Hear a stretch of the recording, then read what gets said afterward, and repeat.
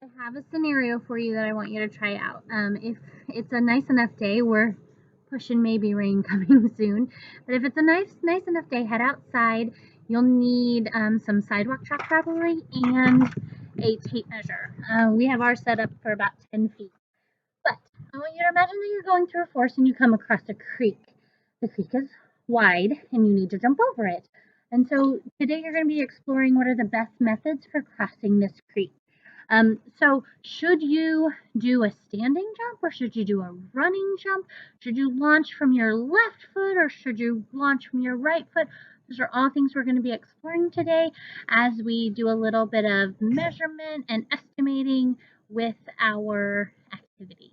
So here we go. We're going to start with a standing jump. And for the standing jump, you're going to draw just a starting line at the end of your tape measure. And you're going to line up your toes right at the edge. You're going to take one big jump forward and then measure where your toes landed. Now, for different grades, you could do different types of measurements. I would suggest doing everything in inches. And then if you're in third or fourth or fifth grade, then try converting those inches into feet and inches without looking at the tape measure. See if you can do it on your own, and then you can look at the tape measure to help you. But I would try measuring everything in inches and then do the conversions later. Then before you jump, I want you to do a good estimate. How long do you think you can, or how far do you think you can jump?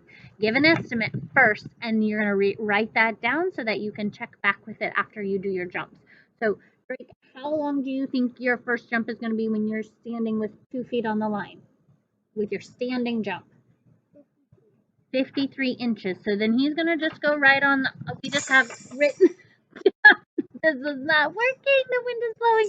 He's going to go right down on the driveway behind us. He's going to write down next to where we wrote standing. He's going to write that his estimate is 53 inches. So then, after he has his estimate written down, then he's going to do 3 trial jumps. We do 3 so that we can find our median, which is our middle number. So he's going to do 3 jumps.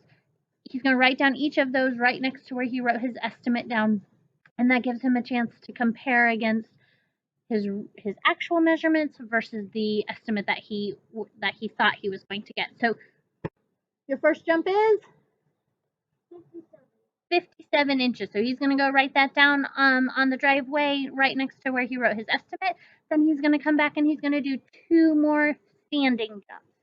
After he does 2 more standing jumps, keep going, buddy.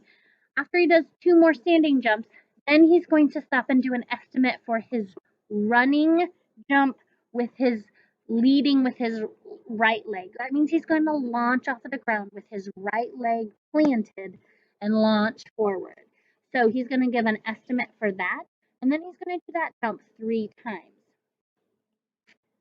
And then after he does that, then he's going to go on to do his left foot launching, meaning that he's going to plant his foot with his left and launch out with his right leg and see which one of those 3 types of jumps gives him the best jump. Hang on just a sec. You need to do your estimate for your running jump. So after he has the 3 measurements, then you're going to look at the 3 numbers, and the median is the middle number. So looking at your 3 data points, the middle number, whichever one comes in the middle, is kind of your final answer for each of those jumps. And after you have all 3 of your data done, then you can make that decision. Which type of jump is best? If you were to come across a creek in the middle of the forest, what's the best way for you to get across that creek?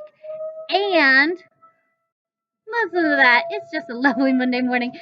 And after you have figured out which jump is your best, I want you to be thinking about what's the widest you would want the creek to be to feel confident that you would be able to get across the creek no matter what. So measure this down after you do the the jumps, then I want you to figure out how wide the creek is for you to feel confident that your shoes aren't going to get wet. So enjoy. It is Monday, May 4th. It is Star Wars Day, so may the 4th be with you.